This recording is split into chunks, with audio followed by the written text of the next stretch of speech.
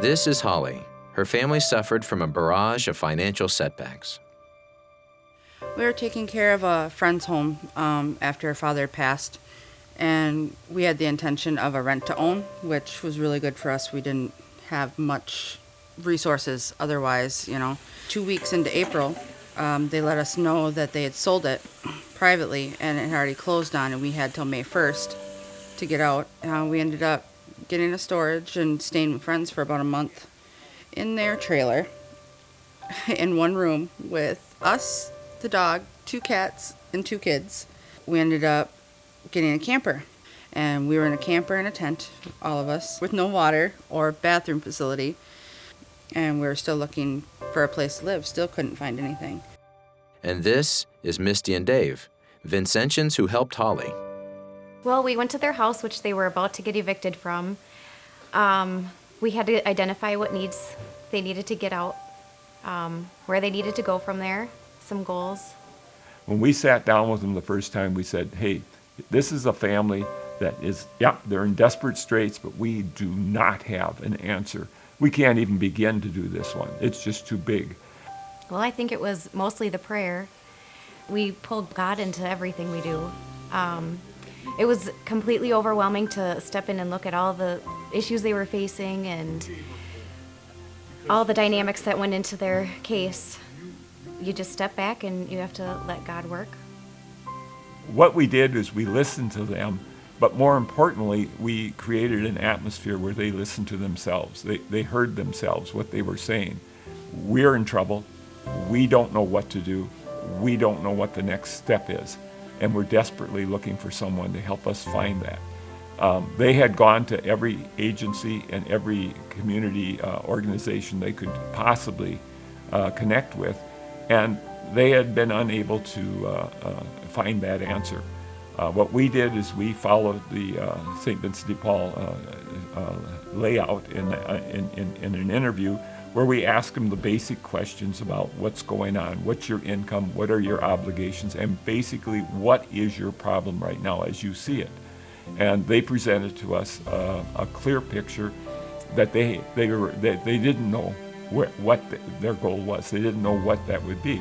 So we started filling in those voids. Okay, let's talk about reality here. You're sharing your kids with your previous marriage, Holly was. And I said, what's your concern about that? She says, I have to have my kids. I've got to have contact with my kids. So that's a priority. We got a priority. Okay, Corey, do you have a stable job? No. He says he had been bumped through a couple of jobs, and he wasn't really happy with what he was doing. I said, well, you need that. You need an income. You need a stable job. So that's a high priority. That's an important priority. You're going to be on the street in 5 or 6 days. What do we do? Is that a priority? Yeah, it's pretty important. Yeah.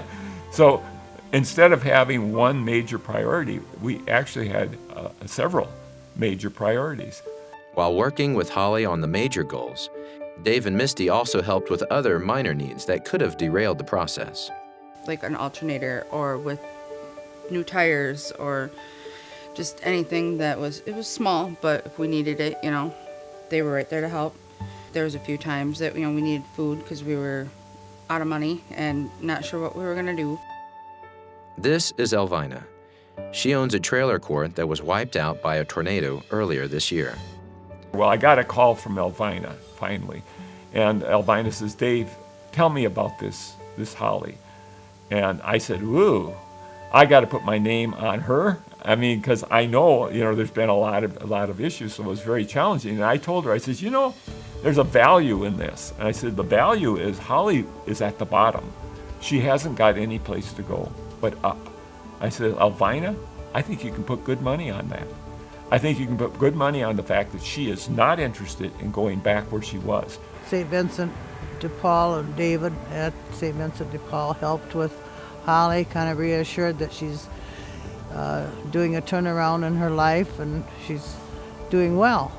When we signed the lease, the landlady was not so happy with who had cleaned the place, and I mentioned that I was a cleaning lady, and she's like, well, I'll have someone. I said, I can clean it. I said, please let me clean my home. I said, if you need any help, thank you so much for helping me, I will help you out and help clean some trailers. I can work off rent. I can anything. And she did one of the trailers for Albina, and she was just blown away because she said, this is the way I'd clean the place.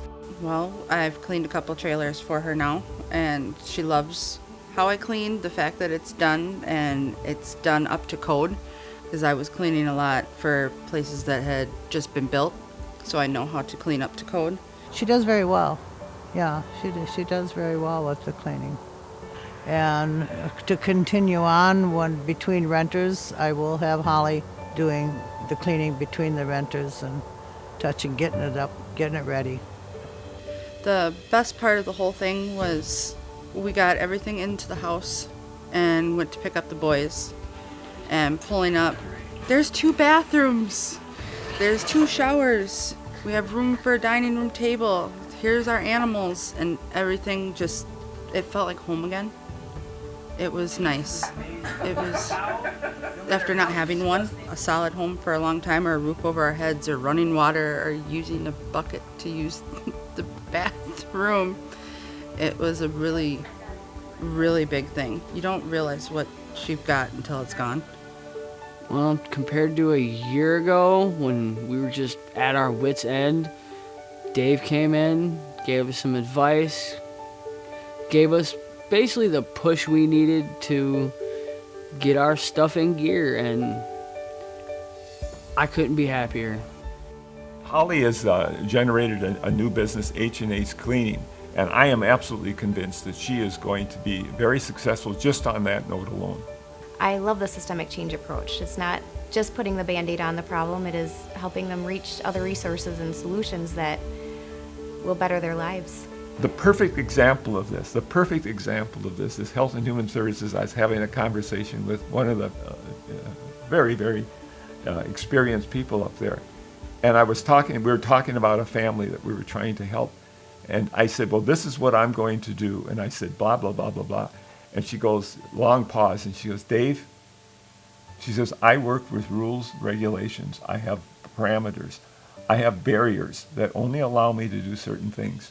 You can do anything you want, and that's why you're going to make this all successful. And I said, boy, does that speak for itself. She's encumbered.